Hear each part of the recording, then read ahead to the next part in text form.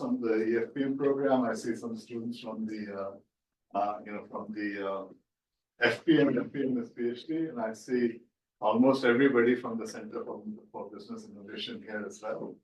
So with that, we had planned on roughly an hour and a half, but we don't get you every day. So we will go as long as we are active, and these people are very good at asking good questions. So thank you again for coming. It's a real pleasure having you. Thank you for inviting me.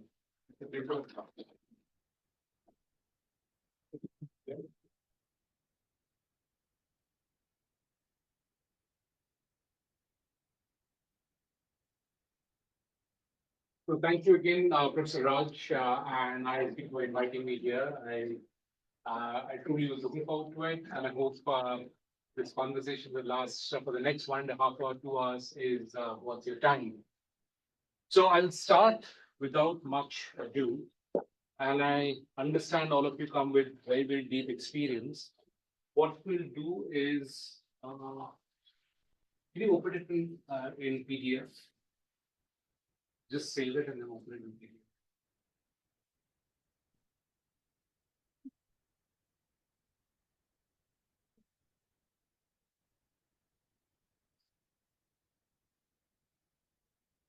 So it's a longish presentation. I didn't know how much time I have. So what I'll do is I'll continue to the time 1.5 hours is over, and then I'll just stop. And the best way to really have a good conversation is to have it both ways. So feel free to stop me, challenge me, add to it, add your views to it, your experience to it. Obviously, these are conversations, or this whole presentation is about viewpoints that came out of decades of interactions with various governments across the world, and based on the industry viewpoints and what various companies have been trying to do. So what we're going to talk about is geopolitics of standards, and the fact that standards drive technology, and the fact that technology drives the economy. So I'll start with a little background. When we're talking about war, right, of adversaries on both sides, right? And we are seeing so many wars happening in today's world. We are seeing the Russian-Ukraine conflict. What does Russia want from Ukraine? They don't want Ukraine to become a NATO member and place missiles there. Right? Why is that? It's a threat for them, right? They are an adversary in that sense, right? So they don't want NATO to have an influence on Russia. Right? So they want to checkmate NATO. They also want to make sure that the agricultural powerhouse that Ukraine is, those are very important resources that should stay under their control and not under NATO control. Because if it goes to NATO control, then that's what NATO can leverage for the rest of the world. So when an adversary looks into a situation of conflict, they're looking at enriching themselves either through the resources, which is by taking over the wealth. So you had the Central Asians raiding India at some point in time, 100, 200, 300 years ago, 400, 500, in fact, 1,000. And what were they doing? They were looting, right? That's what the history books say. They were taking the wealth away. That, in their view, was wealth. Then also there was a second set of looting that happened, which was by ensuring that the subjugated population continues to generate wealth to the aggressor. So you don't take away the wealth. The wealth is not the rubies and diamonds and whatever you took away, because that's just one time. So therefore, we had stories of raiders coming in from Central Asia and doing multiple raids because they could not produce it themselves. So they had to raid. And in India, people will produce, they will store, save, and then the raiders will come and take it away, right? You've heard of these grasshopper versus the ants and so on and so forth, the ants diligently walking and then somebody taking away. So the genius was that, okay, let's just make the ants our slaves.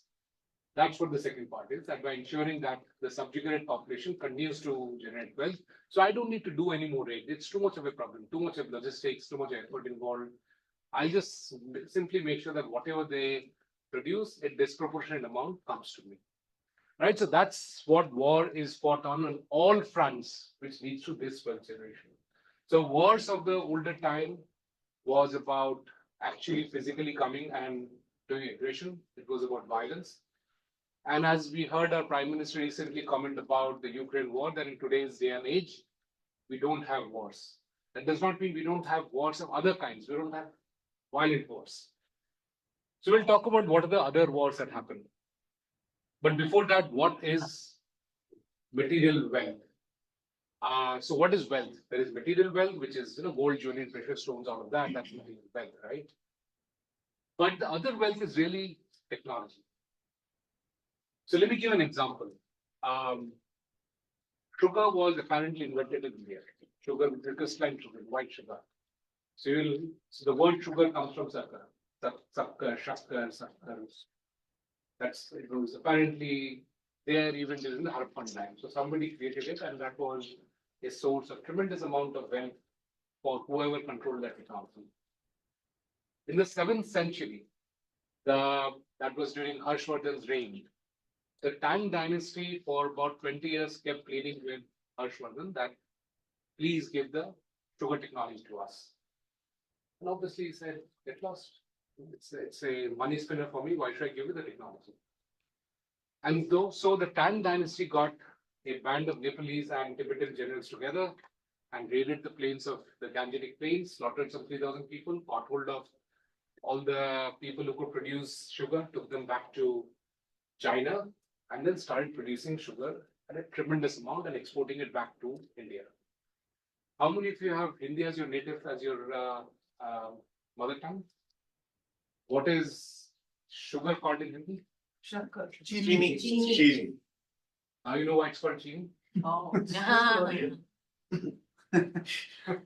Have you had crystalline big sugars? So, Mystery. Yeah. Any guesses where mystery came from? Misra. Egypt. So wherever it came from, that's how the name came. So Misra was created in Egypt, which we got mystery. And chini was created in India, but because of the imports from China, it was started to be called chini. But the rest of the world still calls it sugar, which is the root word being shakkar. So my point is that if you produce sugarcane, that doesn't have the same wealth. You can't export sugarcane and make money out of it. It will be finished. It's perishable. What led to this whole episode that we're talking about? Why did this war happen? Why did even the name got changed of the technology? Because with technological intervention, there was disproportionate wealth that got created. Similarly, if you look at wood steel, how many of you know what wood steel is? No? Okay, that's surprising. So wood steel, in fact, is the first steel in the world in that sense. It was high carbon steel invented in South India, was widely produced in South India and Sri Lanka. It was, how many of you have heard Damascus steel? Damascus sword?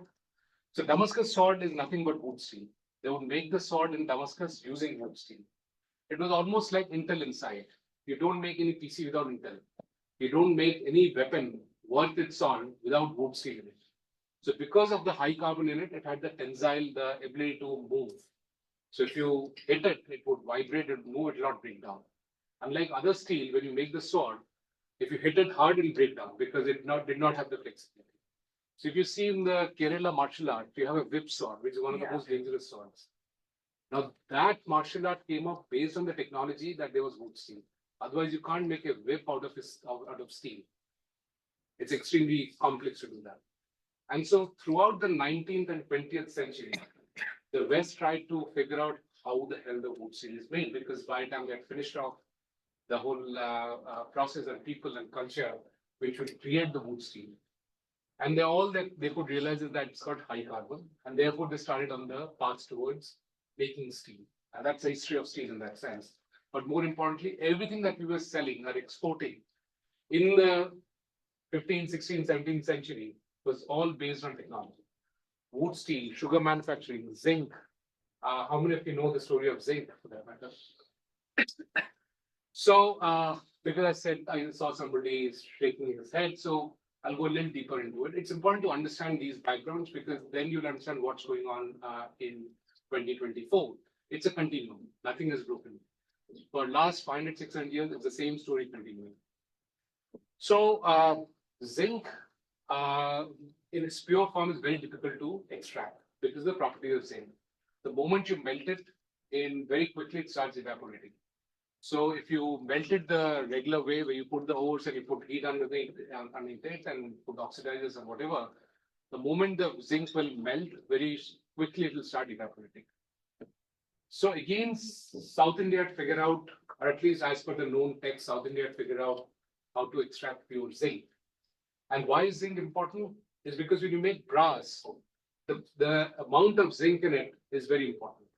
So bronze was getting created because by coincidence, the ores which had copper also had zinc in it. So you smelt the two together. What came out was not pure copper, but bronze, and therefore it had zinc already in it. But if you increase the quantity of zinc, you would get brass, which looked like gold, which had huge demand globally. That's why brass was also called fool's gold. So that technology was taken away by a Chinese living with a South Indian family. So what the Indians did was they put the cubicle, the crucible upside down, put the heat at the top, and then put an ice at the bottom. So the moment it started melting, the ice would kind of freeze it and then extract zinc from there. And therefore you would get pure zinc, and then you can add that much more zinc into copper and come out with high quality brass. That got stolen in 17th century, 16th century. 17th century, the British again came and took that same technology from the Zarawar mines. The Zarawar mines are in Rajasthan. And about 200 years later, somewhere around 20th century, they came back. And the guy who took it then patented it in UK, in Britain, and then came back and gave that the license to manufacture to Hindustan Copper Limited to start extracting and manufacturing zinc from the same mines. The same shipbuilding, calculus, trigonometry, we can go on and on and on, right? Right till even the numericals. Unfortunately, it's still called Arab numericals or Arabic numericals in US. For whatever strange reason, they don't want to change it.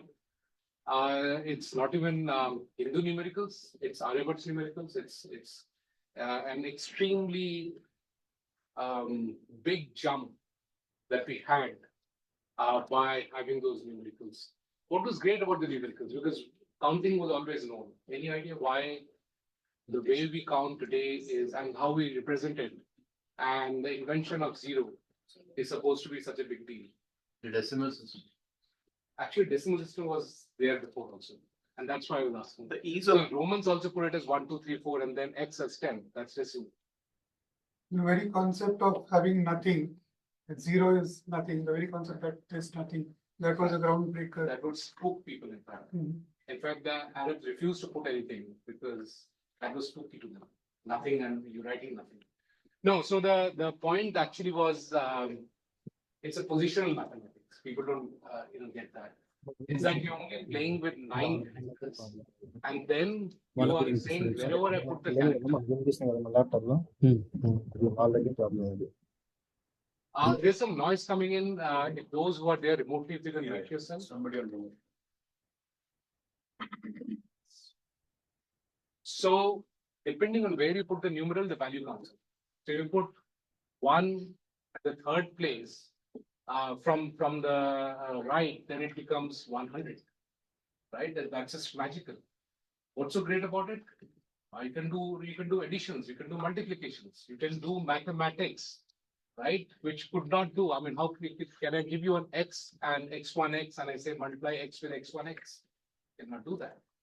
So it was so transformational that now we have all these computational equipment which stands on the foundation of that mathematics. So people kind of get confused by talking about zero. Zero enabled the position mathematics to happen, and that's the more important part of it. Same with calculus treatment. Let me take one example of let's say calculus for example. Recently, I've been reading about some people coming out. I think William Dalrymple coming out and saying Madhavad, who was a Keralite mathematician, came out with calculus and trigonometry. So actually, it's always a continuum. No single person comes out and comes with a big leap. They're always standing on the shoulder of giants. Aryabhat himself actually started doing calculations on what sine and cosine curves are. Any idea what sinus means? So sine comes from the word sinus, right? In Latin. You know what sinus is? Breathing. Right. So sinus is this pocket. It's a pocket. So we have got a pocket here, and when the phlegm goes into the pocket, you get a headache, and so you say, "I've got sinus." So in Latin, sinus is a pocket. What does pocket have to do with trigonometry? Do you see any correlation? So let me go back into the history of it.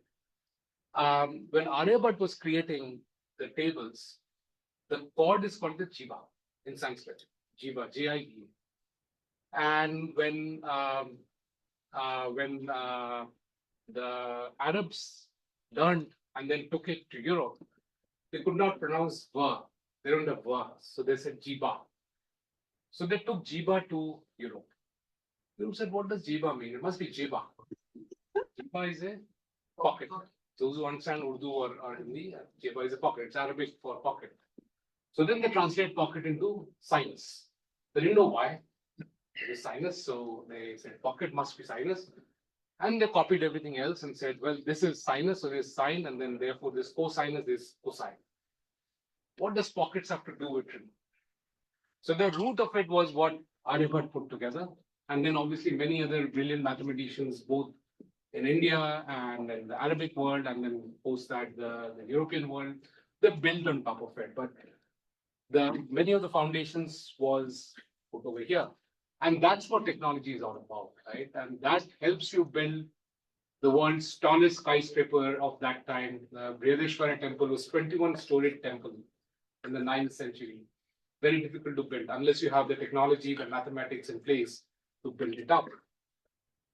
So therefore, when I looked at these, I went and redefined what colonization means. This was about 20 years back. And I put this definition forward.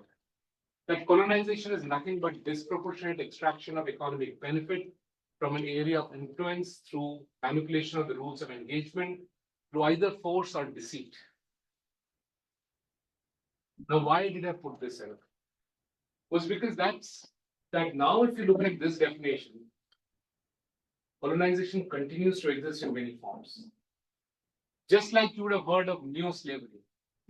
Right? That there is still slavery existing in the world because people against their wishes are being contracted and hired and made to work, but typically against their wishes. So there is whole slavery index and so on and so forth. Similarly, there is colonization going on. And as I go deeper into it, you'll start appreciating why this change in definition was needed. Now, colonization typically came in 3 waves. One was social colonization, right? You had the higher caste or class subduing the lower class. You had the lord subduing the serfs. You had the same thing in Indonesia, same thing in Japan, same thing in Russia. In fact, the word serf is more from the Serbian word, the Russian word, and it basically made almost is equal to slaves. So you had the social structure where a few people gain through the work of other people. Remember how you have wealth? Either you snatch or you make people continuously work, right? So that's what social colonization was. And then they got greedy and said, well, can I go to other lands and start having colonization? Can I get more people to work for me? That's where we had the classic political military colonization, right? That we recognize as what the East India Company did and everybody else did across the world, and the Spanish Empire and so on and so forth. So the next stage of social colonization was political military colonization. And then you are in a world of what I call as a technological colonization.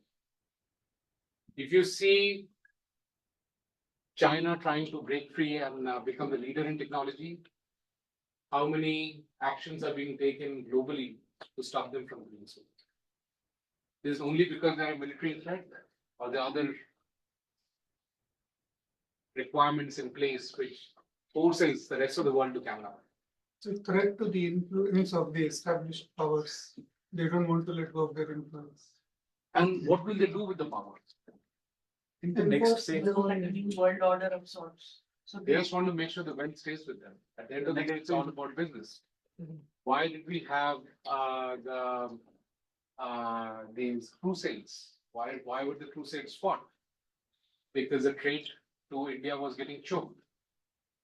The Muslims captured the part from where Europe was going to do trade with the rest of Asia and India. That got choked, so they had crusades in the name of religion. Well, the Muslims were there other places also. Muslims were there in Spain also for thousands of years. Why didn't they have crusades in Spain? Why did they have crusades in Middle East? Because it blocked the trade routes. People have, the US and the West have a lot of issues about Taiwan. Why don't they have the same level of alacrity with Tibet or with the rest of the African countries where there's war going on? They need to be of economic interest. So are they of economic interest or not? Yeah. is it really restricted to countries, or I think if I extend it, maybe corporations are also doing this? A very good point. Since we are in India, for us, it seems that corporates and governments are on two sides. There are loggerheads, and they always, the government is there to push the corporates down. Rest of the world, and historically, corporates and governments are always together. They continue to be so in every other place but India. So when the Ladakhis conquered Tibet, the first thing that the Ladakhi king did was give all the trade rights to the Ladakhi businessmen or the traders, and took away the trading rights from the Tibetans. So, and that's true everywhere. The moment a war was won, first set of things was who would get the trading rights. And you would give it to your merchant, your people who are close to you, so that they could then go on and get more wealth. And then that wealth gets shared between the government and those traders. India, given its very unique recent history, the colonial history, where Indian businesses were not encouraged, and we somehow continued that over a period of time. So that question comes up. But most wars are pushed by corporates. It's because of corporate interests. What is the excuse for a war typically? That you have violated this agreement to our companies, that they had bought the rights to these mines and now you have nationalized the mines, that gives me a right to invade your country. Right, so these are really the excuses. You have taken away the oil wells of Kuwait, so therefore I will invade you. At the end of it, it's access to resources by my corporations. If I extend it to what's happening in the pharma world, especially with Pfizer, and there are known cases of what they've done in Africa, to like say a phase 3 trial testing on kids that were completely unaware of what was happening to them. So is that something that you would cover today in your discussion? No, I'll not be going into every single of these matters, but yes, there are different sets of rules. So, and that's what we're talking about, that when we're talking about rule of the world being governed by rules, right? A order of rule. Whose rule is it? When is this rule getting applied? Were you there when those rules were getting created? Did you have enough power?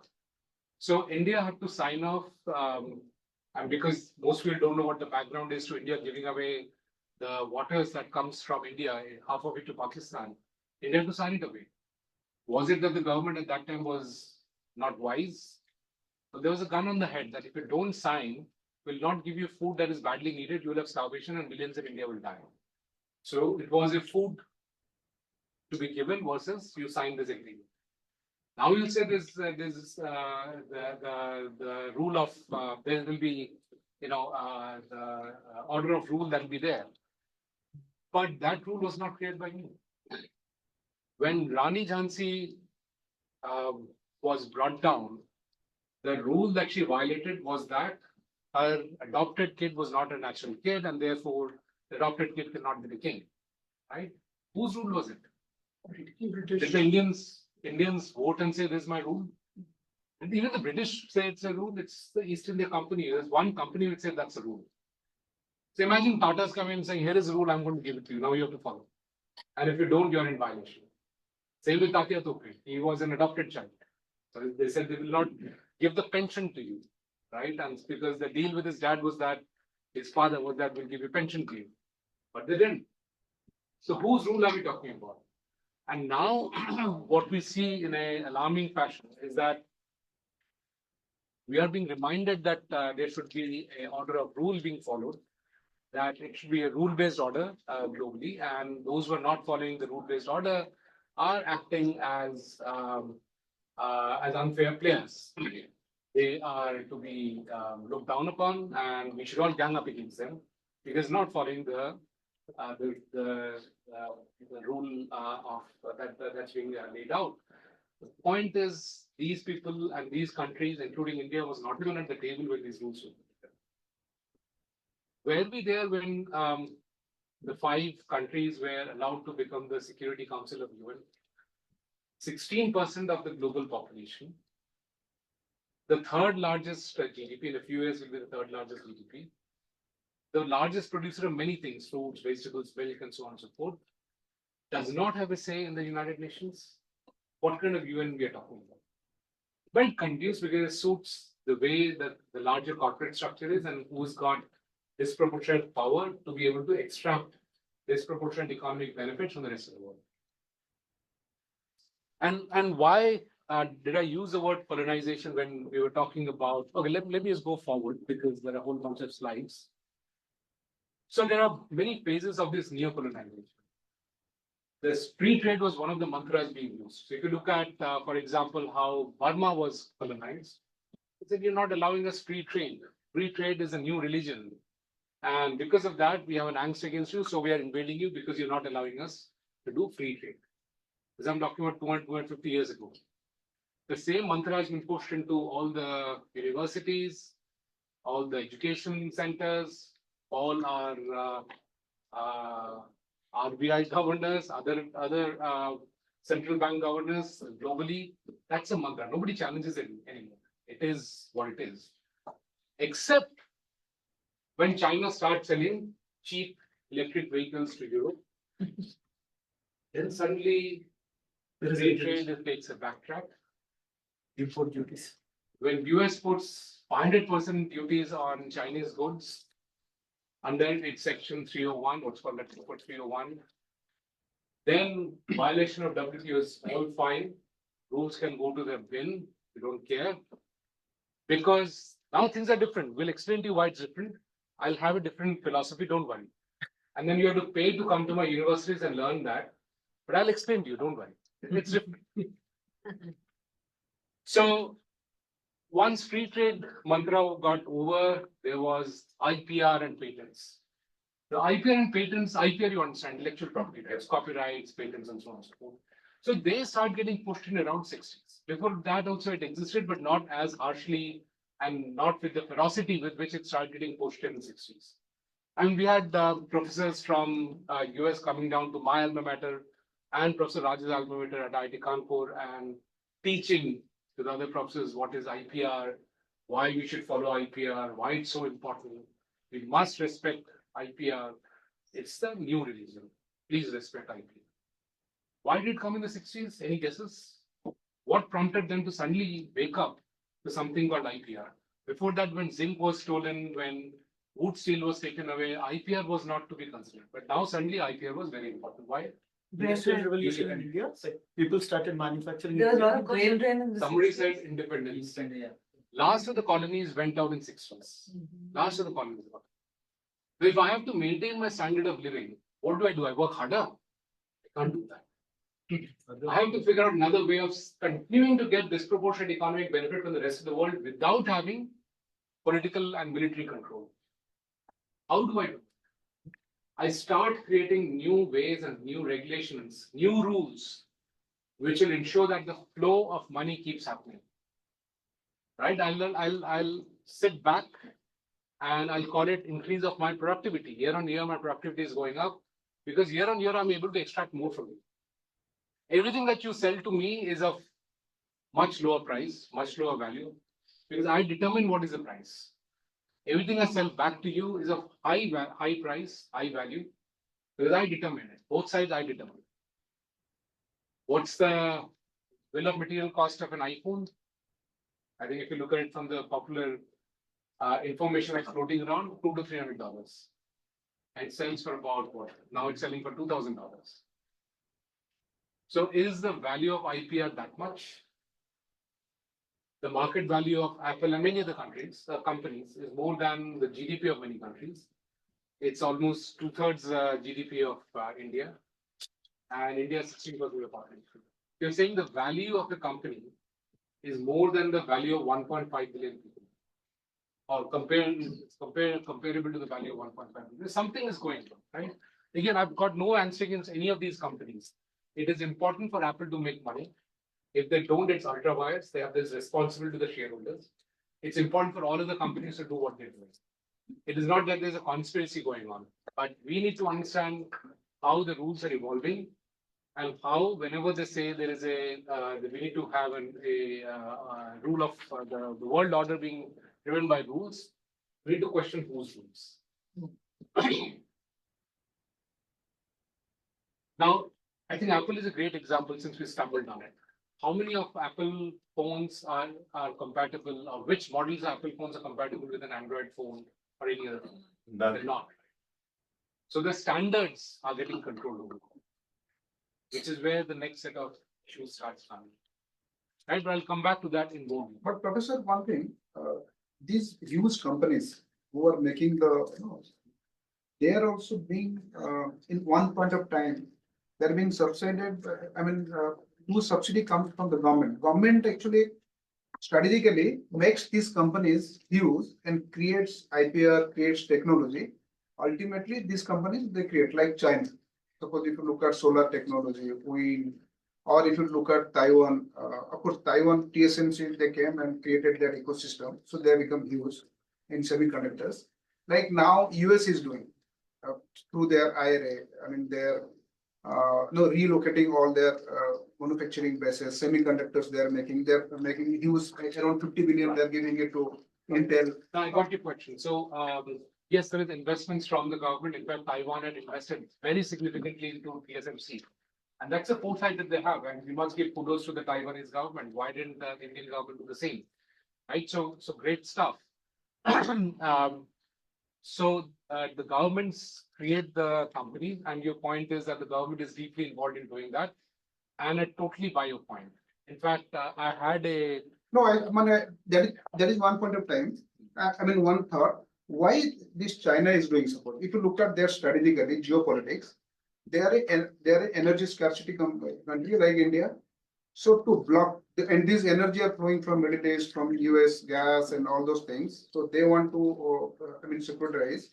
So whatever the energy consuming areas, like your power, suppose, the thermal power, coal they are importing thermal power, then your EVs, the transportation and all these things they are making whatever they had. So they invested a lot of money. So geopolitics actually driving this technology.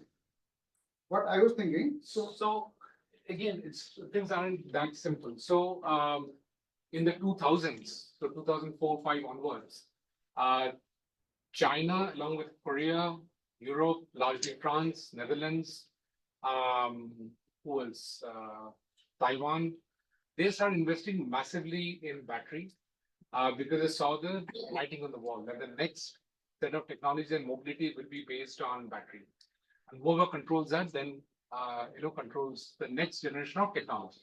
Every 10-20 years, a new breakthrough happens, and governments that see that and invest into it are the ones who then start reaping the benefit. So China is reaping the benefit by what investments they did in the around 2000s, and now they're able to produce the cheapest cars in the world, right? And so that's shaken up the global order, the economic order in that sense. So it's the same that US also did, and I'll come to that. The US was also the government played a very important and critical role in working with its companies and making them what they are. It's only in India that we don't, and that's a strange situation. In fact, that's what Sanjeev asked right in the beginning. In India, we have a very strange situation where the industry and the government don't work together. If they do, then the government is accused of promoting crony capitalism. Again, narrations and words created just to stop us from doing things.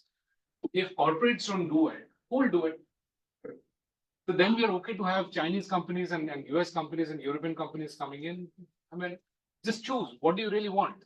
If you don't have large, entities which have got huge concentration of capital, if they are not allowed to invest into the next generation of technologies, and if the market risks are not diminished by government's intervention, then how will we get the next set of technologies and the next industry?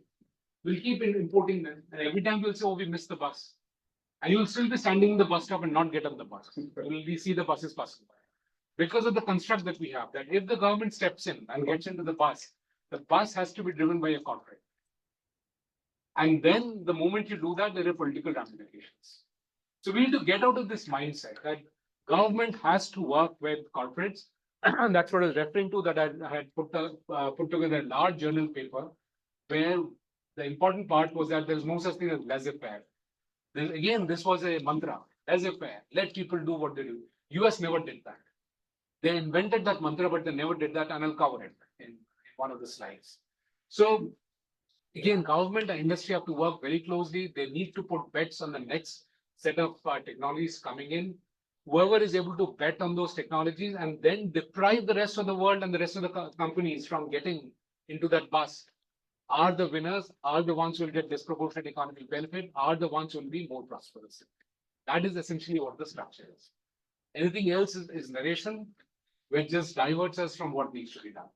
So sorry. When a standard comes into picture, so Yeah. probably, I'm just taking a guess, we need to look at the history around the standard and who stands to benefit out of it. Would that give us a fair idea on why some? Yes, if we have time, I'll go very deep into how standards are created and so on and so forth, because this lecture was supposed to be about standards, geopolitics of standards. So I will come to how standards are created and what are open standards and what are de facto and de jure standards, if time permits. But that's an important point, right?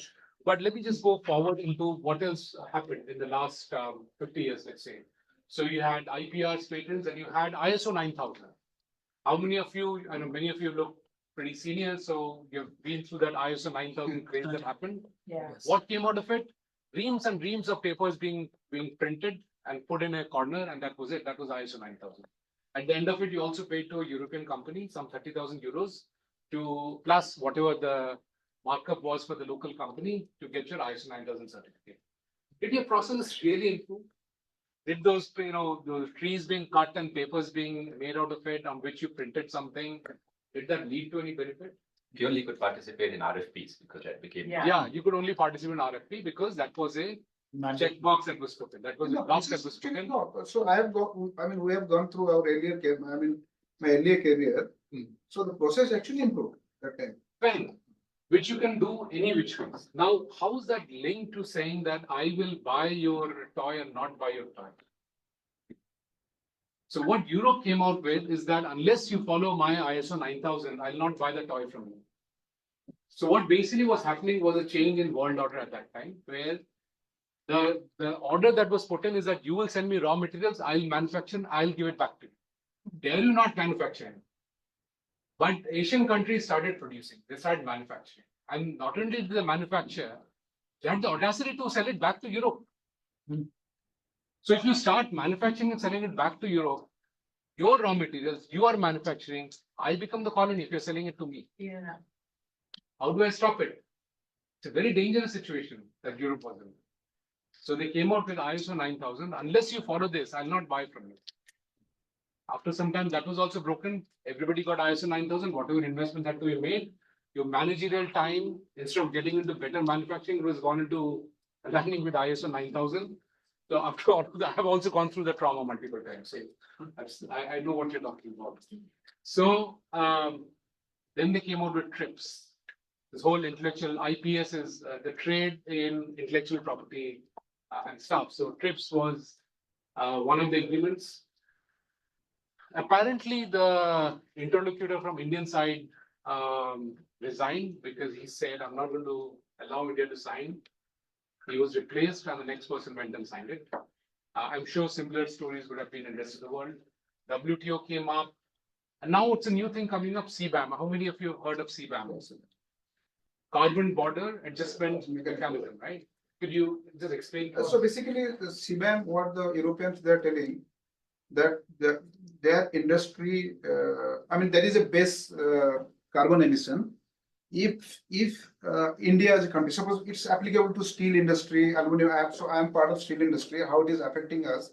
So if I am emitting more carbon, then I have to then pay that additional tax. Basically, it will adjust I mean, a steel company based out of, So, yeah, you're perfectly right. So what, just paraphrasing what Ranjan just said is that they're saying, or rather they're accusing that everything that we're importing from outside is actually doing pollution.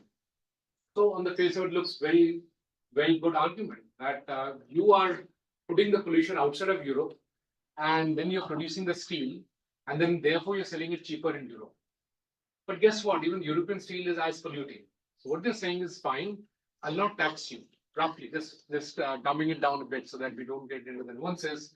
I'll tax you at the border. This carbon border adjustment pricing a mechanism, what it's called CBAM.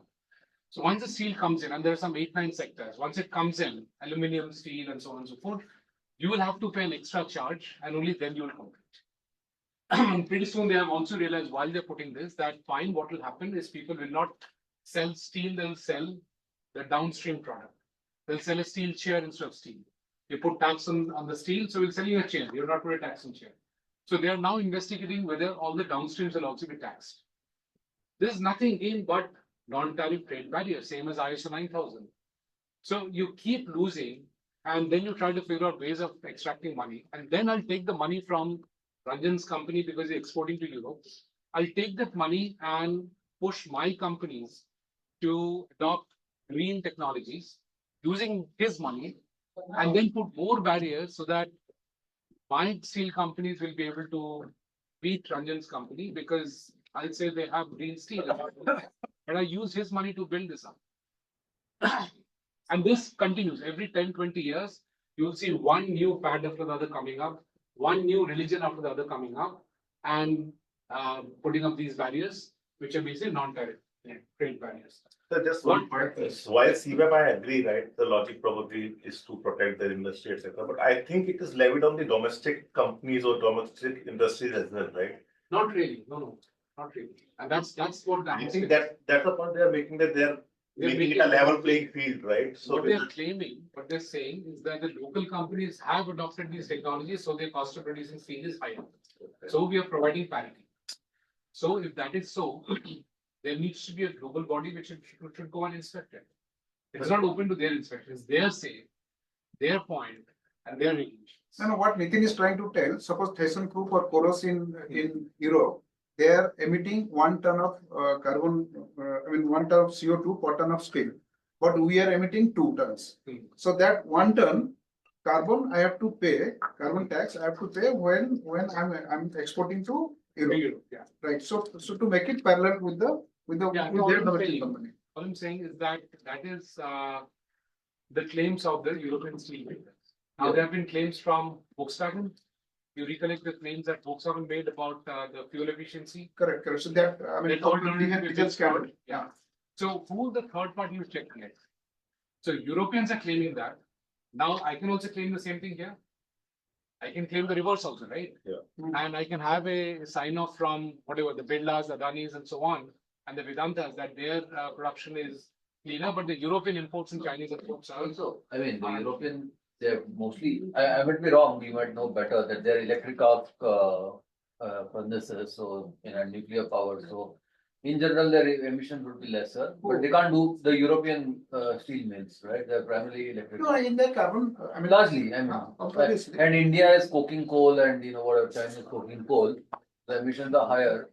Obviously, so they are making only recycled steel. We are making virgin steel, and obviously, Now, one professor is trying to tell European government also giving lot of subsidy to make green steel there. Like ArcelorMittal got huge money. ThyssenKrupp. That's why I didn't want to go into the details. Yeah, okay, fine. But you're absolutely right what you're saying. Just one point, Professor. Like, this is what happened now, but everyone says that the largest polluter so far has been US. They've emitted more than the rest of the world put together. Can it be possible that the countries go back to them and say you need to pay for that? No. So that's the There's something argument. similar. That's the argument. As long as you don't have the power to do so, it's an argument, right? When you have the power to do so, it'll become the law, right? And that's the difference. So we are still in a global regime where such valid arguments will not even reach the tables of discussion. Right? But that's a counter argument being put. You put the reason why we're having climate change now is not because of pollution from India and China. It's because of what Europe and the US did, right? And even now, most of the as the Chinese complained, the pollution of Europe and US was exported to China because whatever they manufactured, it went into US and Europe, and the new pollution is happening. And So even now today- suddenly waking up and saying, no, I use this as an excuse to disempower your companies is not an acceptable argument. Similar to nuclear weapons, like US has done more tests than the rest of the world put together many times. So as per We don't UN, want others as to per be- UN definition of terrorism, there's a definition of terrorism by UN, right? It says, roughly says like this, that if you are hurting civilians to achieve a political goal by pressurizing the government, then that's terrorism, right? By that definition, the largest terrorist act was the bombing of Hiroshima and Nagasaki. What was it done for? The stated reason was to push the government into surrendering, the Japanese government into surrendering, even though at that time there were enough feelers being sent from Japan that we want to surrender. But the target had to be figured out and found out so that the US power could be demonstrated to the rest of the world. There's nothing but terrorism. No, but the Has it story been is called out? different actually. I mean, what I have heard, that the Toyotas of the world, that time the big corporates of Japan, they were ruling in, they were trying to rule in US, the big buildings and all flags, Toyota's flags and all. They wanted to target the Japanese, big corporates by doing this, something like that, some story, I just can't remember. Yeah, so there are many stories from the US side. Let's assume this is true, right? So they bombed Hiroshima. Why did they bomb Nagasaki on 3 days later, on 9th of August, 1945? They bombed Hiroshima, fine. Why did they bomb Nagasaki? No, it was experimental actually. So they target. That's the point. It was experimental. You're experimenting as if Japanese were guinea pigs. You're experimenting your nuclear bomb. You were also demonstrating to the rest of the world that who's the big boss now. And there's nothing but one of the largest terrorist activities. Where is the rule of law? Excuse me. The rule changes. And to your point that what your argument was very valid. You have the power to implement your argument. So whose rule are we talking about? And when it comes to carbon emissions, even today, on a per capita basis, US is the biggest course. emitter on a per capita. That's not how it course. end up. So that's why the statistics are, in fact, I was just helping out one of my PhD students, and he had said that India contributes to 12% of global infant mortality rates. I says, do you realize that that's a great statistics? He says, why? He's based in US. So he said, why? As India, 16% of the population, it's contributing to 12% of the infant mortality rate. That's great if you're reducing the global average, right? But if you put it as an absolute number, then you are basically torturing numbers to make it confess to whatever you want to make it confess to.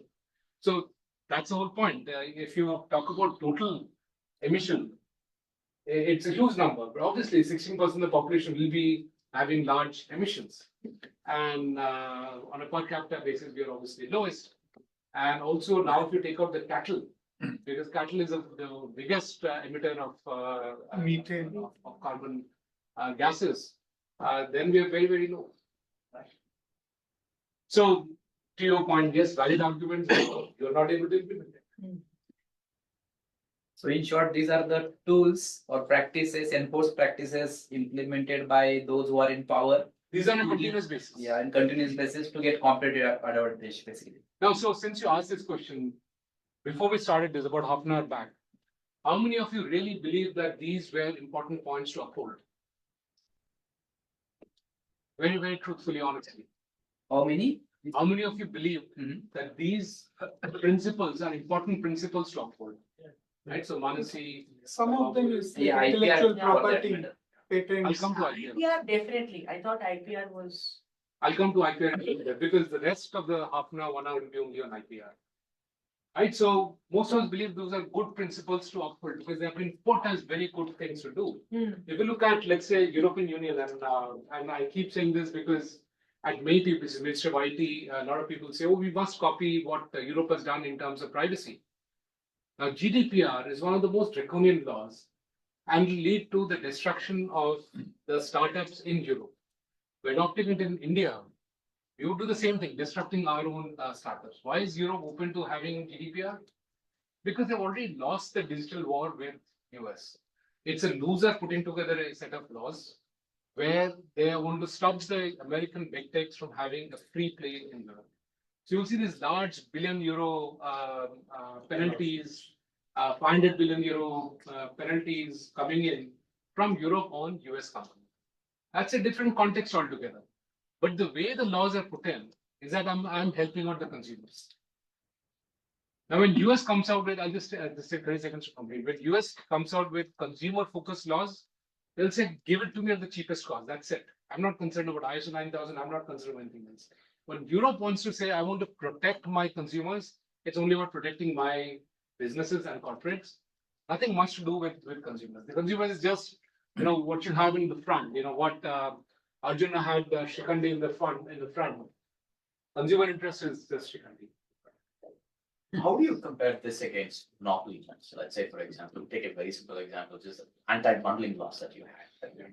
The USB-C versus Lightning charger laws that the main point that everybody, the new iPhones have a USB-C right now, primarily because Europe said that, listen, your your Lightning cable is cannot be there and you need a common one.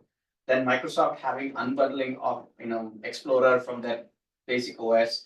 How do you see that? And is there a connection that could be drawn, or there is no? So everything is not black and white, right? So these are good developments that happen, right? Correct. So the fact that there was standardization of the charger. Correct. Yes. It's great. It's great for the environment also, right? Isn't it? Because otherwise you had these 5-6 chargers lying at home with different plugs and so on and so forth. So I'll cover that also. The rest of the talk. So as I said, this is not a conspiracy that's going on. Europe is doing what's important for you. US is doing what's important for US. China is doing what's important for China. Question is India doing what's important for India? Prof, also one question I had was, if you look at it from the enterprises, not talking politics here, but sheer capitalism, right? If I am a market leader and I continue, or if I aim to continue to maintain that position to detract competition, right? It's just business.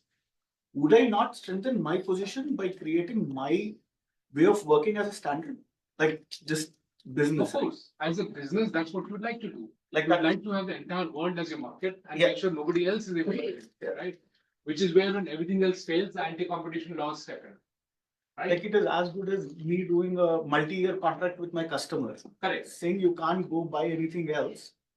So the world is a roll of dice. Things have been set. You as a company, it's your responsibility to make sure that you maximize the return to your shareholder, right? It's government's responsibility to make sure that there is wealth generated and there is law and order and security, right? These are 3 main roles of the government. So between these, things get played out. Now, if one or the two don't play their part, then it's a problem. It is not that we are cribbing about what the rest of the world is doing. And in 2024, we are poised to become the 3rd largest GDP. If something is not happening, it's us that we're doing. Right? Others are doing what their job is. But it's us who buy into these arguments are also to be blamed. Right? We glibly buy into all of these arguments thinking that's the religion we must follow. That is also, therefore, we are also part of the blame. But is it an option not to buy into these? Won't Yes. we just get cut out? Yes. No, we may or may not get cut out. And a great example is China. China ripped this apart. And I will also go through that, how it happened, how they woke up, and so on and so forth. China has ripped this apart. They've taken everything and turned it on its heads. Right? And by the way, we are doing it. So I'm complaining about CBAN. And I think somebody mentioned about nuclear power plants and so on. So India is doing the same thing.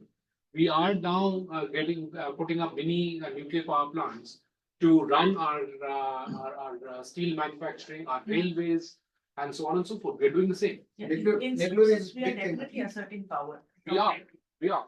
But it's important that people who will be leaders in the society, you all should know what's going on, so that you can cut through the through the fog and be able to pick up the right decision to be made for whatever you end up needing, your corporations, your entities. So nuclear is one area where India has space to rule the world actually. Sorry, which one? Nuclear, these small nuclear plants, Hmm. because whole world is talking about that. Along the data center, along my steel plant, along my aluminum plant, I can set up, which are safer. So India has got that inbuilt that 220 megawatt that Bharat so what the Nirmala Sitharaman ji also told. So that's the most one fifth of the cost of the next best technology what China or France or the this Rolls Royce of UK are developing. So that's the technology where actually India can penetrate. Sure, there are multiple technologies in the FBR, the fast breeder reactors and so on and so forth. So there are multiple technologies we can get into. I'll not again go into that level of detail. The purpose is just to understand the geopolitics of technology and standards. No, Professor, even CBAM also ESG these new concepts which are being developed by Europe and here. So we are forced to. We're sort of forced. Sanjeev Sanyal has been telling in. I just want to take his name. He's a good friend. So every time I meet him, he talks about we must go and wake up the world on what's happening on ESG. Right. Because that's another tool. I should have written CBAM ESG come over there on this. It's the next new religion being created. So what is So ESG stands for environment, safety, sustainability and governance. All the regulations and rules and thought process have been created in a very Western centric manner. So and that will all get translated into trade regulations. Once that happens, then the Indian companies will be again on the receiving end. Let me also tell you another story that between 2004 till now, in 2000 for China, China was hardly represented in any standards body. In 2004 and 2024, China is not only there in every single standards body, but what they bring in terms of volumes of content is massive, is uncomparable by what anyone else brings to the table. That is what we need. Right? We need to learn from what the rest of the world is doing. So I only focus on IPR and explain a little bit more in terms of what I had called digital colonization. That's a term I coined in 2005. So basically, intellectual properties is created, which is in terms of, let's say, patents, and let's just stick to patents. They are then turned into international standards. So when we are talking in this room and it's getting communicated over Zoom and VC, it's all working over standards. Right? There's a standard which integrates the laptop to the HDMI cable to the IP through which it goes into Zoom and then gets projected elsewhere. The lighting over here, the LED lights, everything is controlled through standards. You cannot be in the technology industry without standards. So the intellectual property on which patents have already been put, they get converted into international standards. Those standards then lead to the companies which have put the patents in place to charge unfair rent on that IPR. And then what do they do with that unfair rent? They plonk it back into research and create more intellectual property. And they'll create the next generation of intellectual property. So you'll see around October, November is when most of the new iPhones or new phones, new Samsungs, new everything is launched. And literally there's a tick of the technology clock. It's because right from the network to the operating system to the middleware to the chips, the processors, everything moves ahead when this annual tick happens. If any company misses the bet, misses the tick, they're out of the market and they get finished off. And every time this tick happens, they say, oh, what was there before is now obsolete and that's gone. And now the new technology is this. Or the new chemical entity for medicine is this. What you are using for the last 7 years has got so much of problems in it. It's got so many side effects.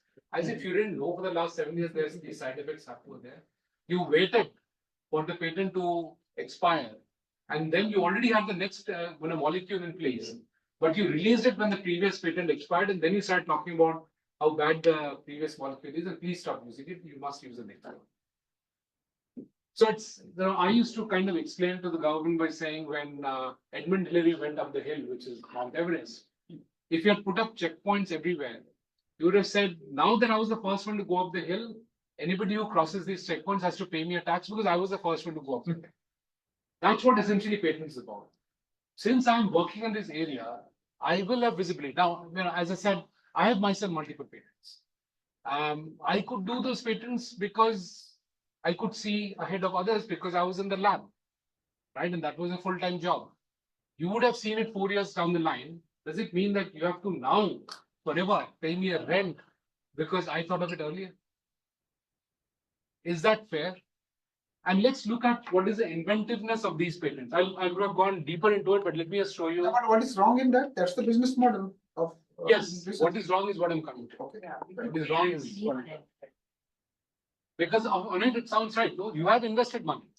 You have put in the patent. You should have a right to get a return on it, right? Even if it's 2000% return. You got a right to a return. Do you remember this? The war between Samsung and Apple? They sued each other. Rounded edges. Rounded edges, right? Is that the patent you want to put? Is that the patent? So between Samsung, Apple filed a complaint against Samsung saying you violated my patent. The patent was that anything flat and it's got rounded edges is my design, and therefore you are supposed to pay me $1 billion for the little round cut you did. How brilliant, Apple! How brilliant. Trust me, there are multiple other such patents that are there in India. Another patent that because I was going deep into this 20 years back, at that time, another patent filed by a large global MNC was a keyboard with the power of button on it, a PC keyboard. Instead of the power of button being on the PC, it's on the keyboard. How innovative, brilliant. Now, let me put the other part in the story.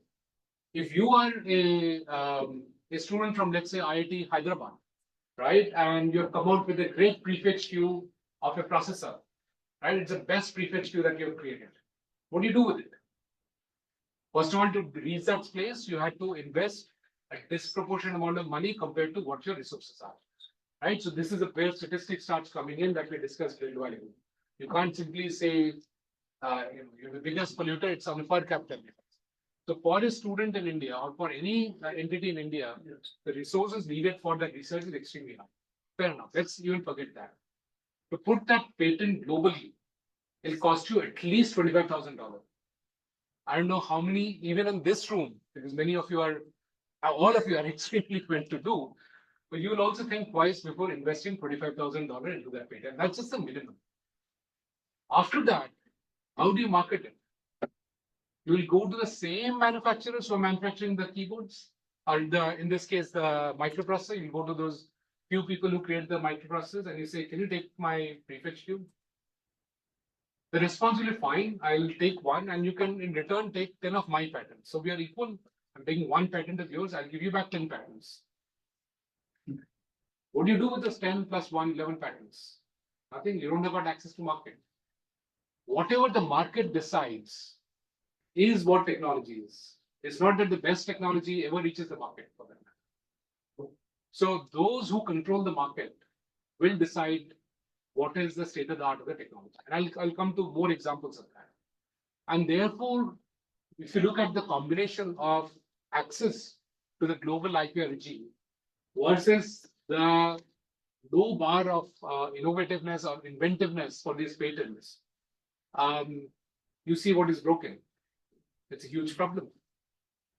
And before you can even wake up, because if I am into the business of making processes, you can never catch up. Because I'll never take your technology, I'll never let you be in any competitor's end product, because I'll always sell my processor at a cheaper rate. My processor will be obviously better, more mature than your processor, because I've been in the market for such a long time. And I'll never let you break into this whole tech ecosystem. And that's what is wrong with this IPR. The regime is created in a manner that I'll not let anything from the developing countries ever come up, or having the developing companies break into this ecosystem of tech fairs. Right? Now, let me take another example so that it becomes clearer. I'll come back to this slide. Let me take this and I'll come back to the other slide. So we talked about technologies and we said let the best technologies reign, right? So India was the leader in shipbuilding. And I'm not saying this. Who's saying this? The British Parliament in 1813. It's there in the archives. Do a search, UK Parliament archives, you'll find this. And I'm going to quote verbatim from the archives that, "O King, if you don't save us from the shipwrights of India, then when your Royal Navy needs us, you won't find us around. Obviously, we'll die of starvation, our family will die of starvation, but you won't find us around when your Royal Navy will need help." So the British shipwrights were under tremendous pressure from the ships being built by Surat and Bengal. And so there were two sets of laws, 1813 and 1814. 1813 law prohibited ships below 350 tons from plying between the Indian Ocean and UK. And more specifically, what they said is you have to pay a significantly extra tax if it's an Indian ship, even under a British flag. So if it's an India-made ship, then all your goods will have to pay an extra tax if you're going on an Indian ship. So that was for them to create a level playing field with the British shipwrights. Now, why did they choose 350 tons as a limit? Because India was building 1,500 ton ships at that time. Why 350 tons was made as a limit? UK was must be limited to that level. Speed? No, this is tonnage. No, the fastest to produce those ships. No, No, because the UK was producing below 350 tons. because UK did not have the technology to produce above 350 tons. They could only make the smaller ships, right? And Indian ships had far longer longevity. Their cost of operation was lower. Their total cost of ownership was much, much lower than the British ships. So obviously, India had got access to better wood, the hardwoods, the tropical hardwoods, teak, and so on and so forth. And they had about 1,000, 2,000 years of technology that that evolved to create those ships. So they were far, far superior. So that's what happened. They stopped it, and that took away 40% of the shipbuilding from Bengal and Surat. Then in 1840, they further denied Indian-built ships to be registered as British to trade between US and European continent. Why was that important? So any ship, all ships were stopped between the in the transatlantic trade. Any guesses why? So transatlantic trade became the most lucrative trade. So send the ships from UK to West Africa, pick up commodity. Can you guess what the commodity was? Slaves. Slaves.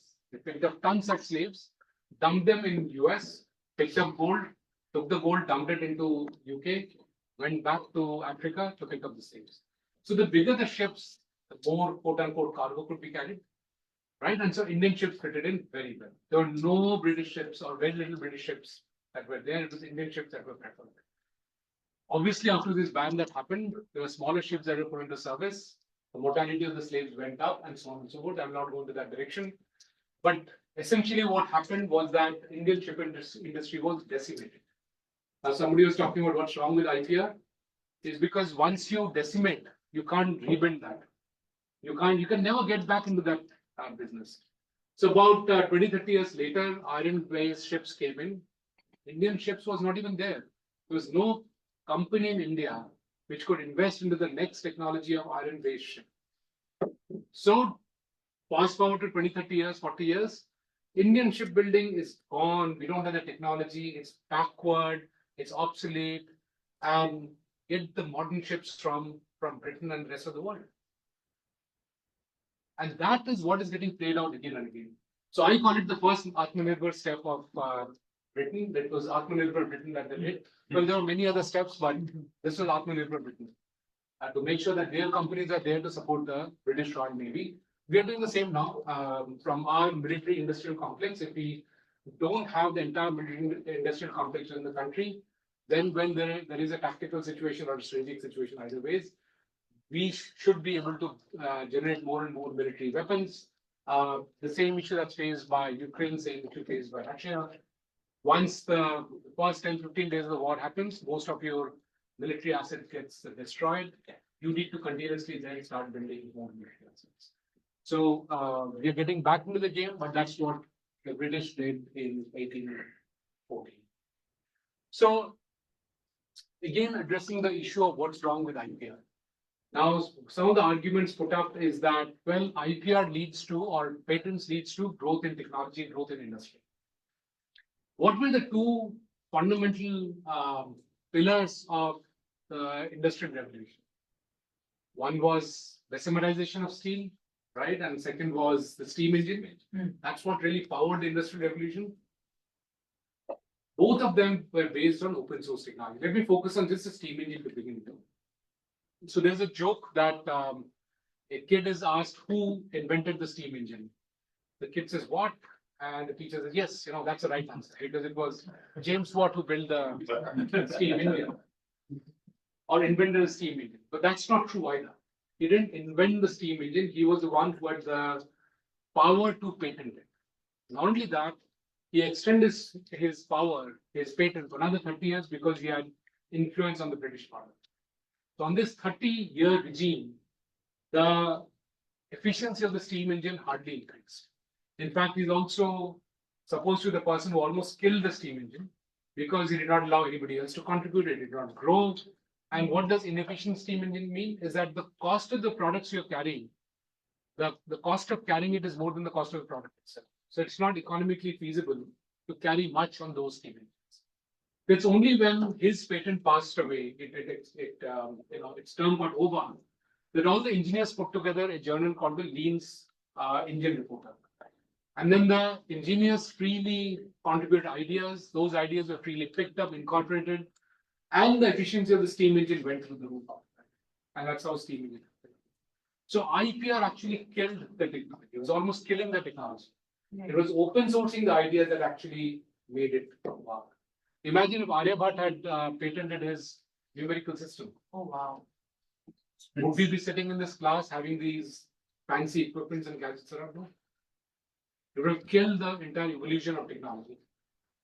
So the counter arguments that IPR is important, I think the truth lies somewhere in between.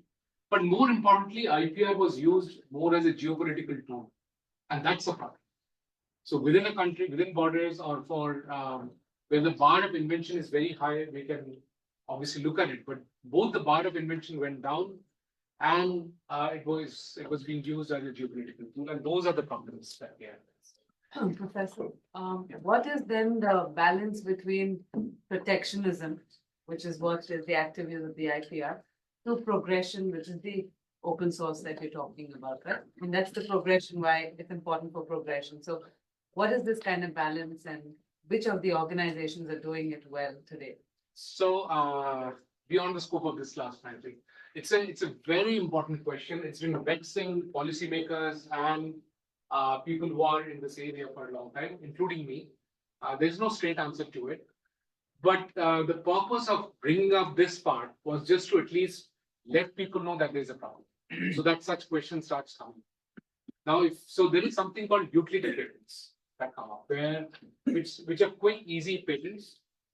It just says that I was the first one to come out with it, and it's for very low-level purposes. The main purpose is that it stops anyone else from going ahead and putting a full-fledged patent and then extracting benefit from it. So it is establishing prior art, which is important, right? Because this kid who comes out of IIT Hyderabad, they will not have the resources to be able to even put in a patent.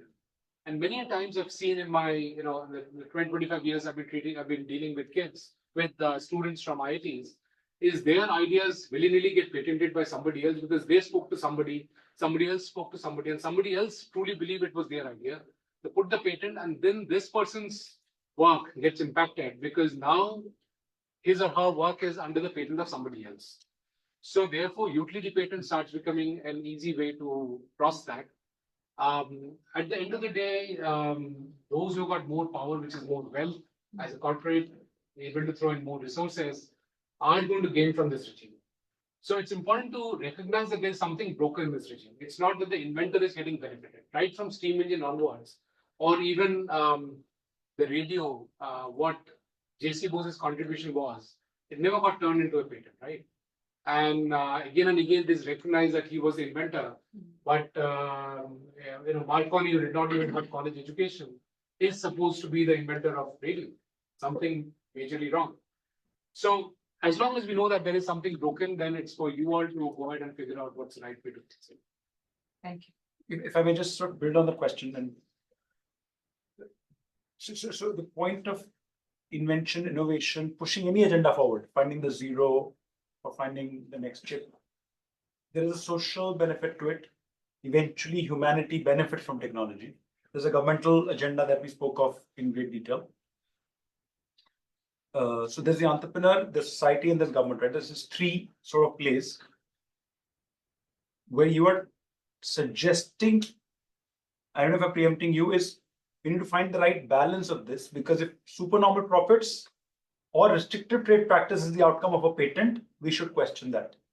Is that the core thesis, or am I overreading it? No, here, this class is only about geopolitics of standards, right? So I'm going to just touch upon tools that are used for such geopolitical activities, and for you to know what the problem is.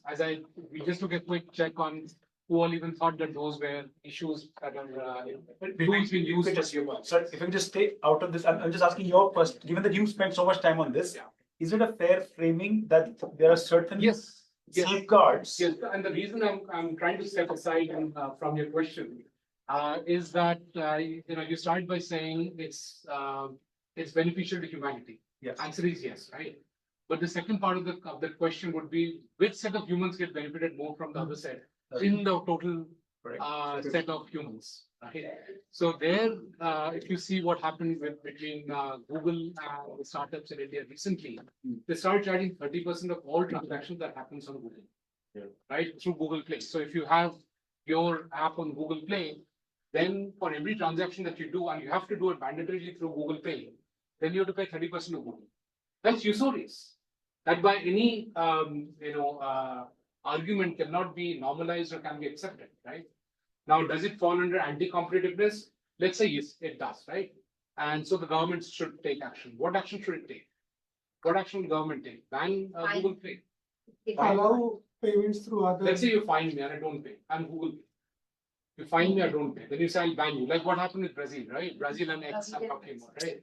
Then Brazil goes and bans X. Nothing much happens. Many people lose their livelihood, but nothing much happens. You ban Google Play. You ban Google Maps. Millions will lose their jobs in India. So I'm sorry, I'm interrupting you. So there is an issue of technological sovereignty. The government's writ cannot be put on these companies. So it's an issue much bigger than just a monopoly issue. Right? And that is why I was sidestepping your question, because it'll open up another can of worms, which I didn't want to get into. So if you as government does not have the ability to stop me or put your writ on me, I'm bigger than you. You don't have your sovereignty on me. And that's the challenge. That's a larger issue. But Supreme Court fined Google for the Google same practice with Google Ads, anti-competitive, and they paid the fine and they did business in India. Small stuff. It's small stuff. But for this 30% part, their argument was that we are a regular business and there is free market. Free market, remember free market, where you eliminate everybody else, you either eliminate them or slaughter them, which was happened 250, 300 years ago. You eliminate them, right? In fact, when the Marathas took over parts of Bengal, they cut off the thumbs of the gamers. So all of that happened. You basically eliminate competition, right? So in that context, Google never backed down. Google didn't back down on the 30% for a very, very long time. Twitter did not back down when they showed they blocked the account of Jammu Kashmir's governor, and they didn't back down. There were fake videos floating around which caused social unrest. They did not take them off, right? So they become much bigger than the government, and that becomes a problem. We did not elect Google or Twitter or anybody else. We elected a government. We may or may not like the government because some of us supported, some of us were against. But that's the government which came up through a process. If their rate does not, does not run on all aspects of the country, then there's a big problem, much bigger than just plain monopoly. Yeah, but that is China done a good thing. They created Baidu to rival Google. So they they did that much earlier. Much earlier. We have taken that to rival Tesla. So like that, parallel companies. If you look at. So they created that strategically. That's what happened in 2009-ish. The Chinese minister was taken on a ride on Tesla. Before that, they were iffy because at that time also China wasn't that rich. They had just turned $5 trillion in 2009, which is the size that we will be in a couple of years. And to invest that much into batteries was a problem. Then they were shown what a Tesla is. They drove on a Tesla and then took out all stops from China in terms of the investments into battery and EV and so on and so forth. That investment is what paying them off. Professor, given that you are, kind of unwilling to answer the tech part of, national No, I'm willing to sovereignty. answer. It's just a constraint of time. So let me rephrase the question within the confines of today's conversation about, sovereignty or sovereign control on tech or whether it was fair or not. I live and work in China for last 12 years. They have. Ni hao, ma. Whatever you have spoken so far seems to be a copy paste of the playbook that China has used for last 15-20 years. Absolutely. Right? They've done exactly what you have said for last 15-20 years. So are you in any way recommending that India go the same way? So, can you just hold on to that question for a little bit? Sure. Then I'll come back because it'll get answered. Yeah. The answer largely is yes. So, where all did this happen, this standards issue? And it's coming pretty fast to your question, the answer to your question. DVDs, LEDs, so on and so on, everything. I'll take up two of these examples. I'll take up DVDs and process I've talked about. Let me take Wi-Fi versus Wi-Fi. I would like to go through all, but it's already 3:12. So DVDs, China was producing DVDs using a standard called MP4. How many of you have heard of MP4? All of you, right? It's a free open standard, right? So China was manufacturing these DVDs which are based on MP4. And there were a company in Europe and a company in Japan which were just watching it grow.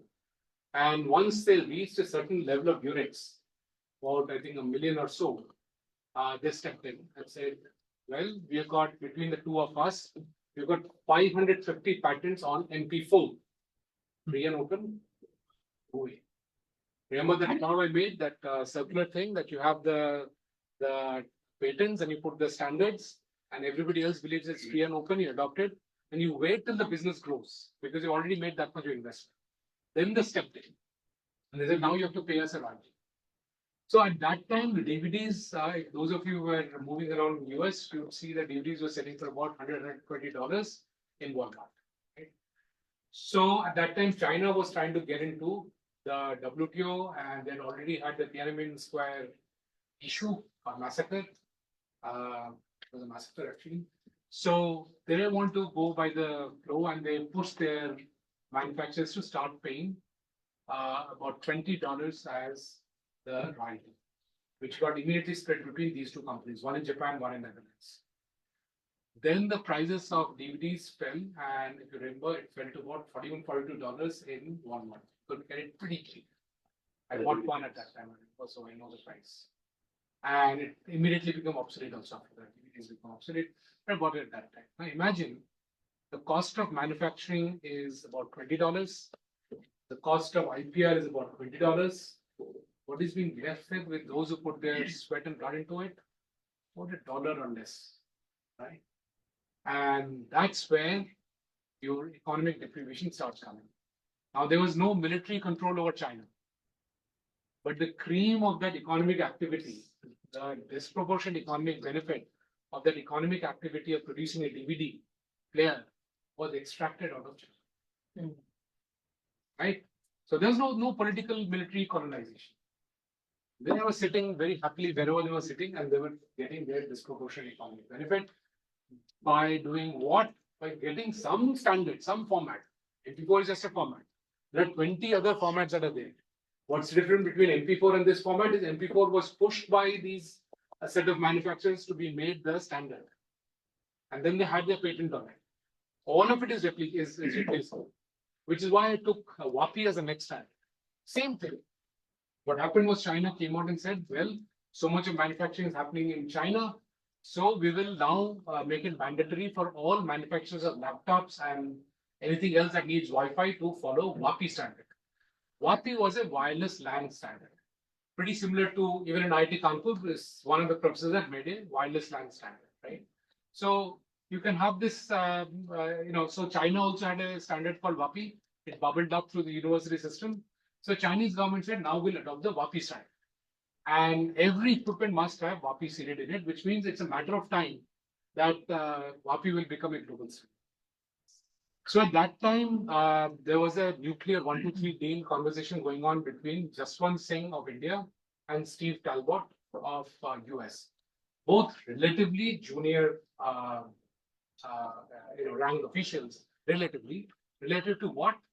Relative to the discussion that happened on WAPI standard between Dick Cheney, who was the vice president of US, and Madame Wu, who was the vice premier of China.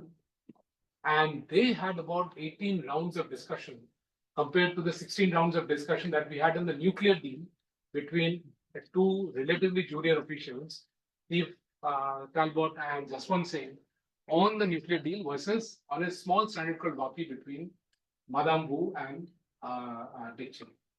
So you understand what was the implication of such a standard, a small WAPI standard. Now, 802.11 is the Wi-Fi standard, which Intel and others have put together. That was a Wi-Fi standard on which 802.11a, B, and then WiMAX and so on and so forth started coming up. Even your 5G standard is essentially an evolution. The 4G LTE and so on is evolution of the same standard. So there was a huge pushback on both DVDs and then the Wi-Fi versus WAPI. And that's what led to China waking up to your question. So that was under the background where China woke up and said, hang on, something is going wrong. It is no free trade. It's not free for all. It is depending on who puts the rules and who can smash through the rules. So that's basically what happened. I lost a piece of technology here.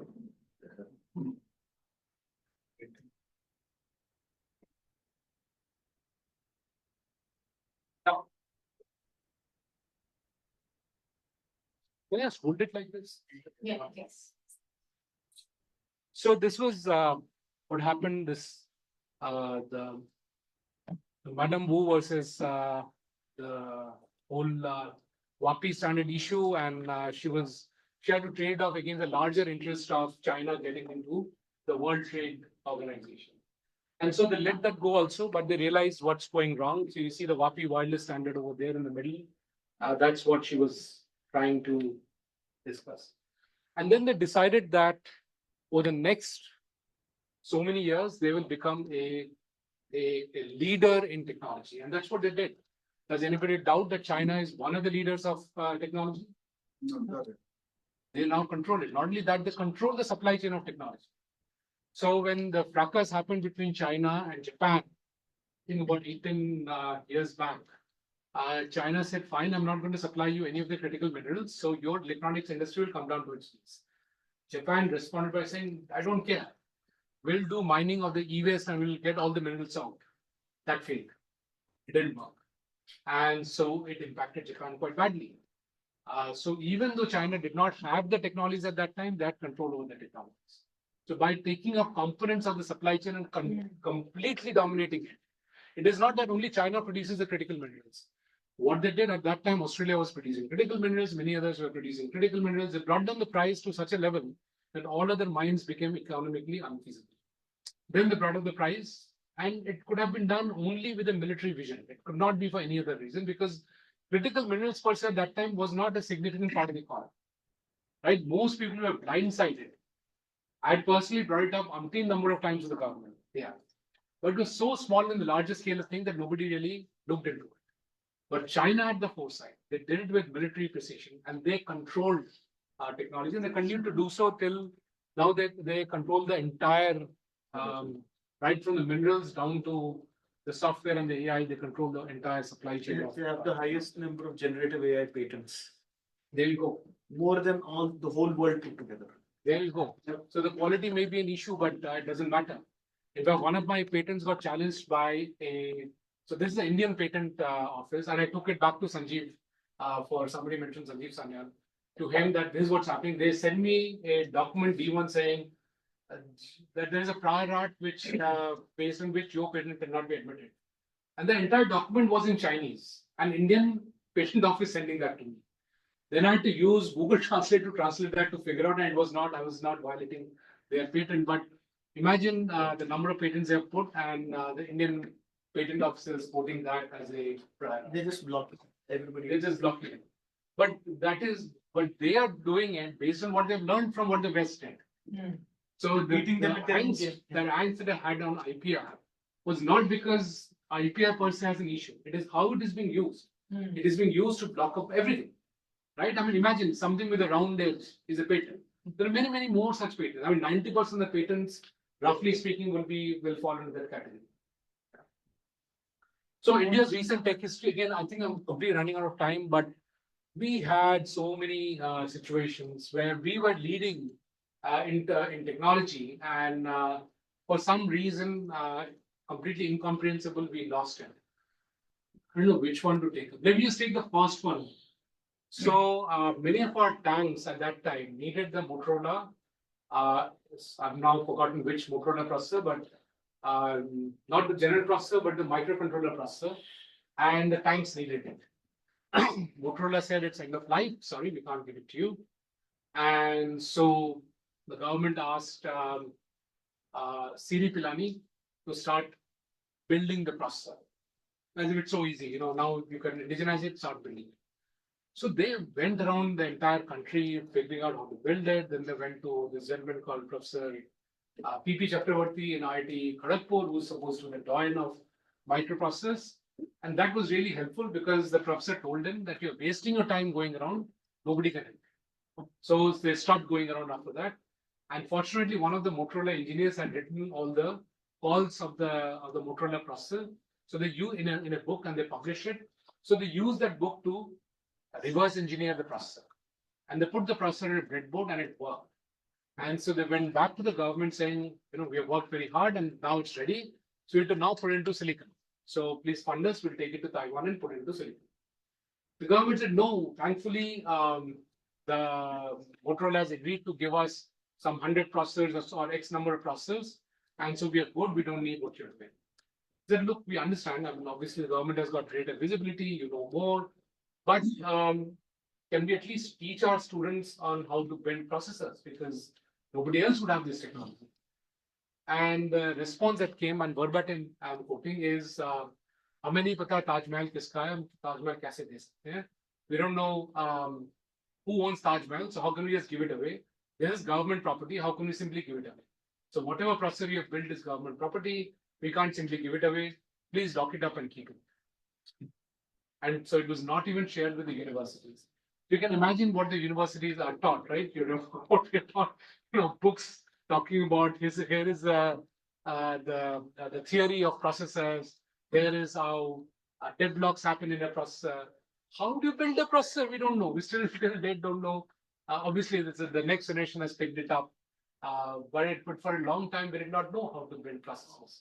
And when our own labs built it, we killed it. The first television in Indira Gandhi's house was based on technology from C-DEP. Right? It was a black and white television. No other Asian country had the technology, not even Japanese. We owned the technology. We built it, right? And that technology was almost a cottage industry because of the regulation of the government. So small entities were building up the components. They were being assembled by ECTV, Beltron, Keltron, and so on and so forth. And it was a thriving industry. Many of you would remember your parents having ECTV, Beltron, Keltron, and so on and so forth, right? This was, so in 1979, the director C.D. Pilani wrote to at that time, Department of Electronics in the ministry, requesting for extra funds to build a color television. Now that we have the black and white television, we should build a color television. Because obviously technology is not what you write in manuals. Technology is a set of people. And these youngsters would have gone away if they can't get the next set of technology to build. Right? So the response came in that India does not need color television.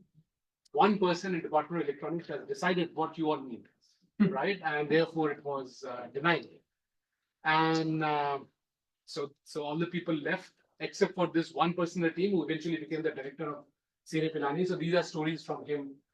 And then he went back in about 2010, he went back to the archives to check how much was the fund asked for in 1979 to build the television. it was 1,07,000 rupees, which would be maybe 1 crore in today's time. Nothing, right? 1982 Asian Games happened. You remember when color television came to India? 1980.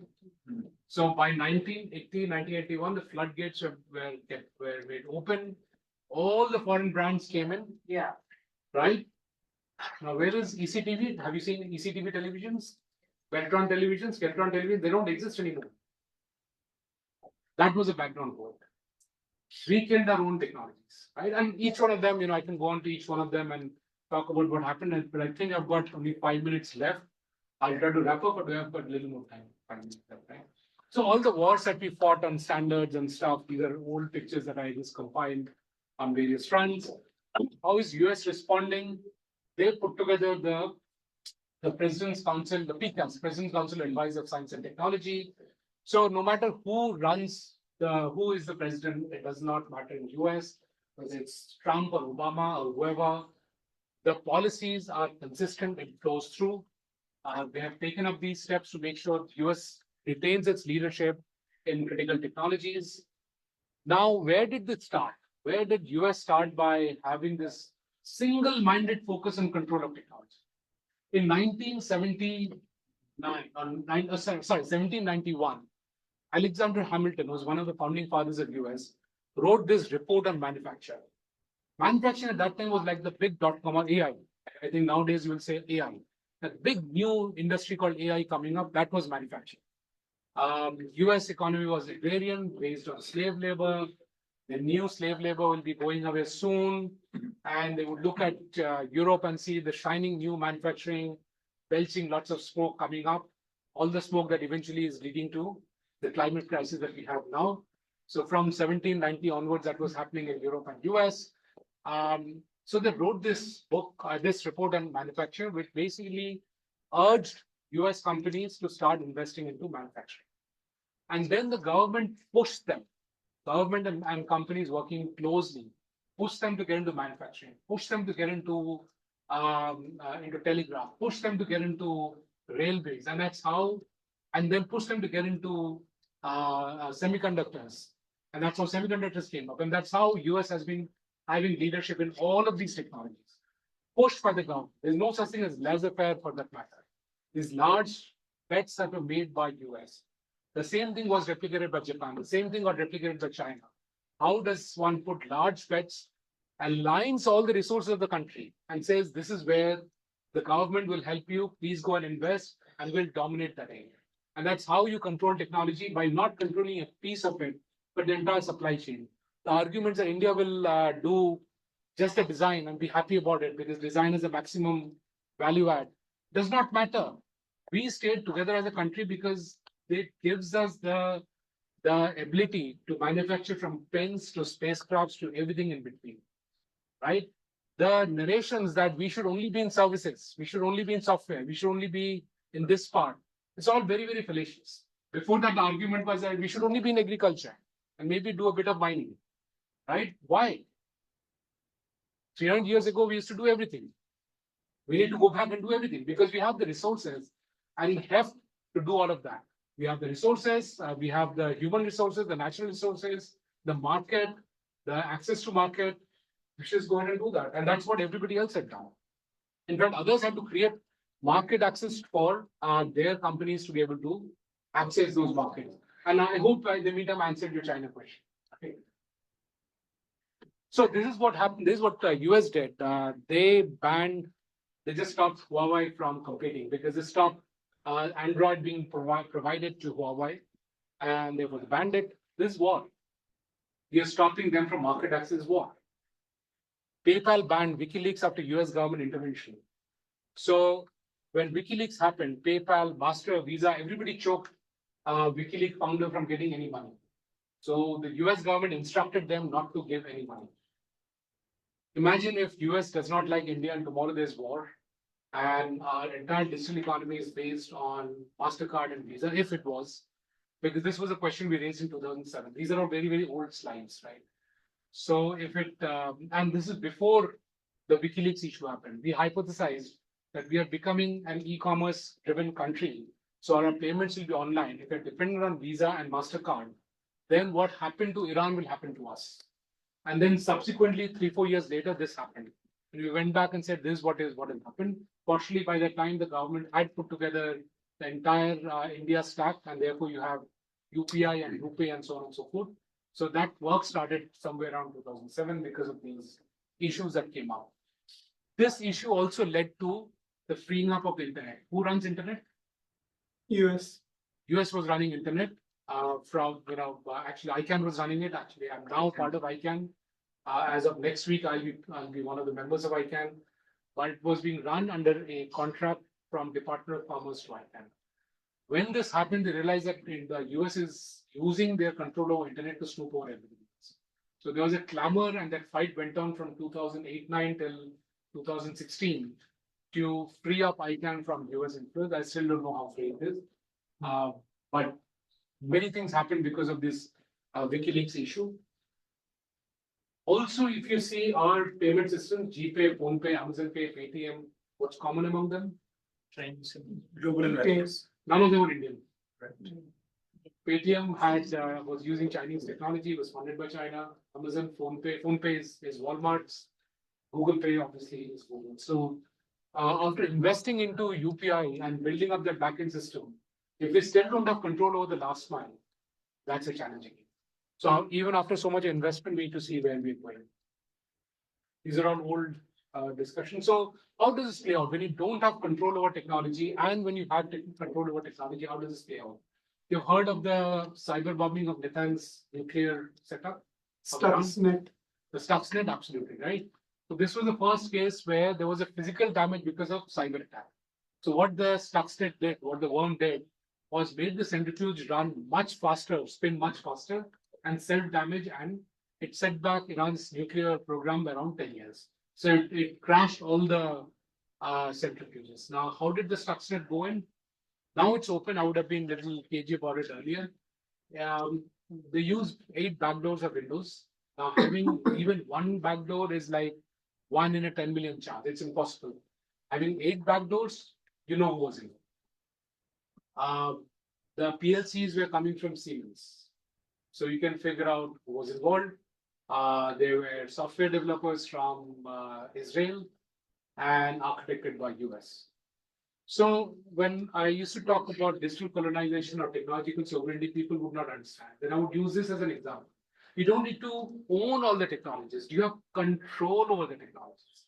In this case, US had control over Germany, Israel, and its own companies, which is Microsoft. And they were able to put all of that together to unleash this, what I call a cyber bombing of the Iranian centrifuges. So around of time, I just want to add there, Chinese government has now mandated that all the exchanges need to get out of Windows OS by 2027. And all the SOEs, the state-owned enterprises, need to move to OS made out of China. So they need to get out of Windows completely exchanges by 27, all SOEs by 29. Right. So in fact, I was quite amazed when you said many of the things I'm saying is Chinese, because is what China is doing. Because there's actually, I got exposed to it when I kept meeting with the Chinese officials over a period from 2005 to 2010. And it's obviously built on top of those ideas, but what they faced is what made me wake up and realize that that's what we're facing in India also. So you're absolutely right in detecting that. We have had many such situations, how we were held back, right? Yeah. Too much of a coincidence. I can go on and on. There were many such coincidences, quote unquote, that happened. So it's just keeping us behind. I mean, Naminaran, now all of you guys know. Yeah. When I used to quote his name earlier in this context, people wouldn't even know. They forgot. Right? Thanks for the movie, now people know.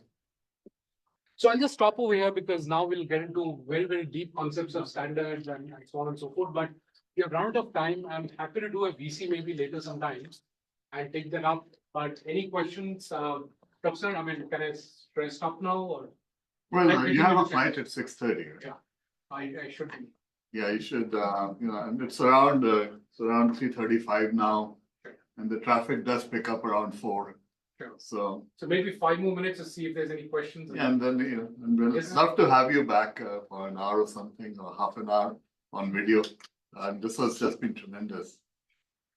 So we'll have video call with the professor? What he's offering is Okay. maybe, That'll be great, actually. Yeah, that would be great Yeah. actually, because you know, you've got us all enthralled. Let me see what we have for class. it will be unfair to us if you don't come back. Exactly. Yeah, I completely agree. That's polite. Yeah, sure. Yeah. Again, back to tech, in terms of data residency, do you look at, because this is how we've been looking at it, saying that, data cannot go out of the particular sovereign region.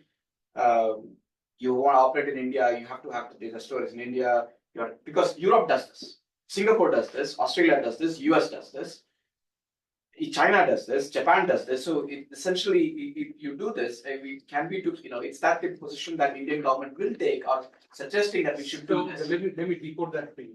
So why do you suggest we need to have data locally? So that we've got access to data? Number one, I think there's data is a new Others currency. don't or get you look access. at So it, there's right? other. Yeah, so new currency, which means that you have got access to data, therefore you can leverage it, right? Correct. And So also associated in terms of, the more data that we produce, you have to have data centers, more No, chips, and totally. everything else associated to that, right? So the second part is the important one. So let me take the first part because that's usually the fallacy. Yeah, Second part, you're absolutely bang on. so that's where I want to get. So the first part is that we need access to our data, therefore data should be available locally. Do you have all the Harappan scripts with you? Right, Harappan scripts is visible, you can see it, it's your data, you have it. You have access to it. Can you decode what's there? No. So having localized data is just a political statement. It's a very important political statement. Localized data. The larger objective is what Nagendra said later, is that using that political statement, I mean, this is like fig leaves, right? Like we say ISO 9000 Europe wanted for benefit of consumers. Consumer is my God, right? Benefit of consumers. Same way here, localization is because we need access to our data. When we need data, it should be available locally. How does it matter where data? From a technical perspective, it doesn't matter because if you have encoded the data and kept it at my data center, I still don't have access. So access is a different issue.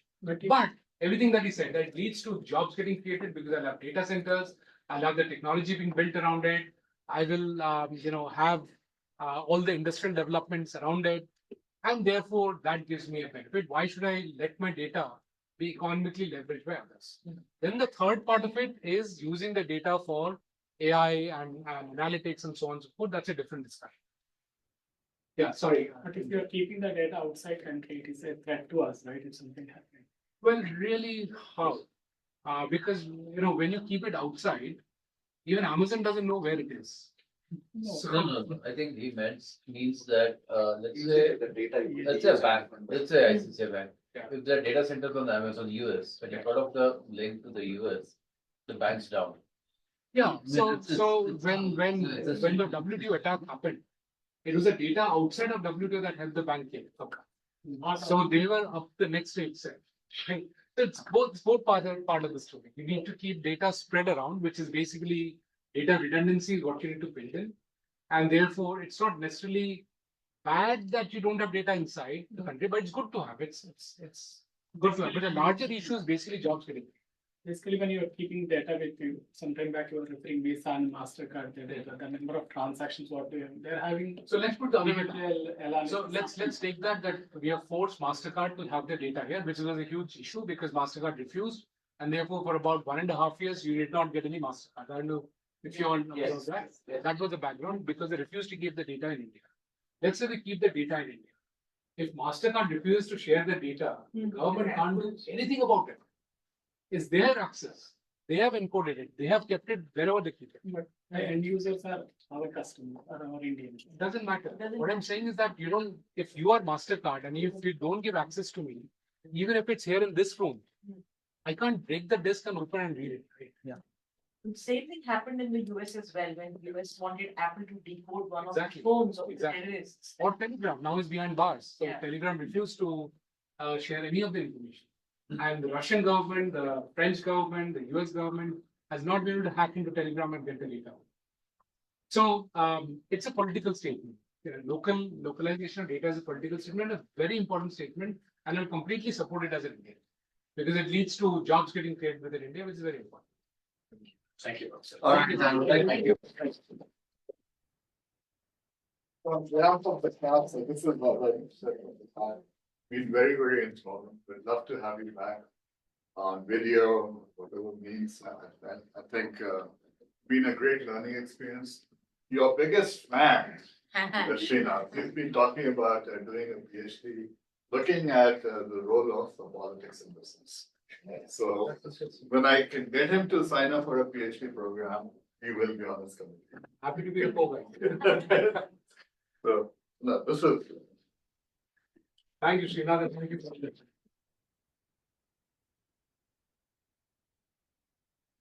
Thank you, thanks everyone. Thank You have you. any- You guys will start again in 15 minutes. Yeah. Okay. Thank you, Prof. Thank you. Thank you. Thank you. Interesting. आप ना कह रहे हैं चीना policy में हाँ ये मतलब छोड़ो ये सब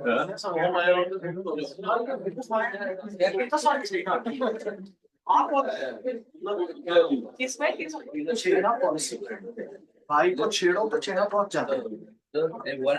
चाइना